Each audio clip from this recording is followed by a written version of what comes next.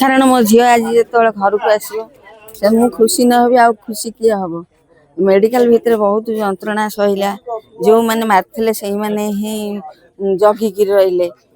ଯେଉଁ 11ରୁ 13 ଭିତରେ ଯେଉଁ ପୋଲିସ ଥିଲେ ସେଇ ମହାକାଳପଡ଼ା ଥାନାର ପୋଲିସ ମାନେ। କିନ୍ତୁ ତାପରେ ଯେତେବେଳେ ପୁଣି ଯାଇ ଇଏ ହେଲା ଆଡମିସନ ହେଲା ସେଇ 13 ତାରିଖ ସନ୍ଧ୍ୟାବେଳେ ସେତିକି ବେଳକୁ ସେପଟ ଇଏ ମହାକାଳ କଣ କେନ୍ଦ୍ରାପଡ଼ାର ପୋଲିସ ଯାଇ ଜଗିଲେ। ଟିକେ ଭଲ ହେଲା, ଡାକ୍ତର ମାନେ ଭଲ ଚିକିତ୍ସା କଲେ, ମାନେ ଭଲ ଆଶ୍ୱାସନା ଦେଇକି ସବୁ କିଛି। ଆଉ ତାପରେ ତ ଆଜି ଡିସଚାର୍ଜ କାଲିଠୁ ହେଲାଣି। କିନ୍ତୁ ଝିଅ କହିଲା ମୁଁ ଟିକେ କାଲି ପର୍ଯ୍ୟନ୍ତ ରହିବି, କାଲି 10ଟା ପର୍ଯ୍ୟନ୍ତ। ହଁ, ଗାଁ ଲୋକ ସେମିତି ଭଲ ପାଆନ୍ତି, ଗାଁ ଲୋକଙ୍କୁ ସେ ସେମିତି ଭଲ ପାଏ। ସେମିତି ଗାଁ ଲୋକଙ୍କର ସ୍ନେହ ଶ୍ରଦ୍ଧା ଭାବ ସବୁ ତା ପ୍ରତି ଥିଲା ବୋଲି ସେ ଆଜି ମାନେ ଭଲରେ ଭଲରେ ଘରକୁ ଫେରି ପାରିଛି। ସେ ଫେରିବା ସମୟରେ ତାକୁ ସ୍ୱାଗତ କରିଛନ୍ତି। କେତେ ହୁଳହୁଳି, ଠାକୁରଙ୍କ କତିରେ ପୂଜା ଅର୍ଚ୍ଚନା, ଦୀପ ଜାଳିଛନ୍ତି। ଆଉ ତାଙ୍କର ଭଲ ତା ପ୍ରତି ଅଛି। ନା, ଧରା ହେଇ ପାରିନାହାନ୍ତି। ଆମେ ତ ଚାହୁଁଛୁ ଯେଉଁମାନେ ଦୋଷ କରିଛନ୍ତି ତାଙ୍କୁ ହିଁ ଯେତେ ଶୀଘ୍ର ଧରିକିରି ଆମକୁ ନ୍ୟାୟ ଦିଅନ୍ତୁ। ଯୋଉ ଦିନ ସରପଞ୍ଚ ଭାବରେ ବିଜୟୀ ହେଇଥିଲେ ଏତେ ହେଇନଥିଲା। ଆଜି ଯୋଉ ଖୁସିଟା ମୁଁ ଅନୁଭବ କରୁଛି, ଯେହେତୁ ମୁଁ ଗୋଟେ ସୁସ୍ଥ ଅବସ୍ଥାରେ ନିର୍ଦ୍ଦୋଷ କୋଉଠି ନା କୋଉଠି ଆମେ ପ୍ରମାଣ ହେଇଛୁ ମିଛ କେସରେ ଆମକୁ ହଇରାଣ କରାଯାଇଥିଲା। ତ ଗ୍ରାମବାସୀ ମାନେ ମୋ ସ୍ୱାସ୍ଥ୍ୟ ପାଇଁ ବହୁତ ଦୀପ ଜଳେଇ କାନ୍ଦିଛନ୍ତି। ଆମ ଝିଅ କେମିତି ଭଲ ହେଇ ଆସି ଆଜି ତାଙ୍କ ଗହଣରେ ପହଞ୍ଚି ସେମାନେ ଆଜି ମୋତେ ସ୍ୱାଗତ କରୁଛନ୍ତି। ସେଥିପାଇଁ ମୁଁ ତିଖିରି ପଞ୍ଚାୟତବାସୀଙ୍କ କତିରେ ମୁଁ ଚିରଦିନ ପାଇଁ ଋଣୀ ରହିବି।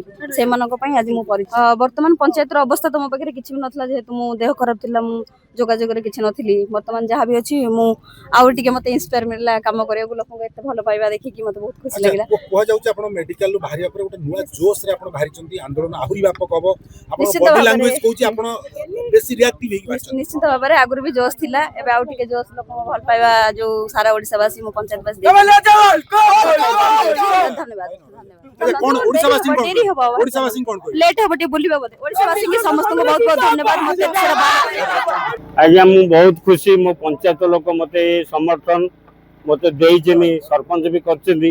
ମୁଁ ଜଗନ୍ନାଥଙ୍କ କତିରେ ପ୍ରାର୍ଥନା କରୁଛି ମୋ ପଞ୍ଚାୟତବାସୀଙ୍କର କିଛି ନ ହଉ।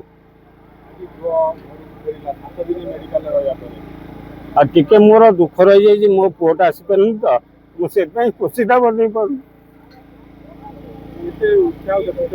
ଆଜ୍ଞା ଆଜ୍ଞା,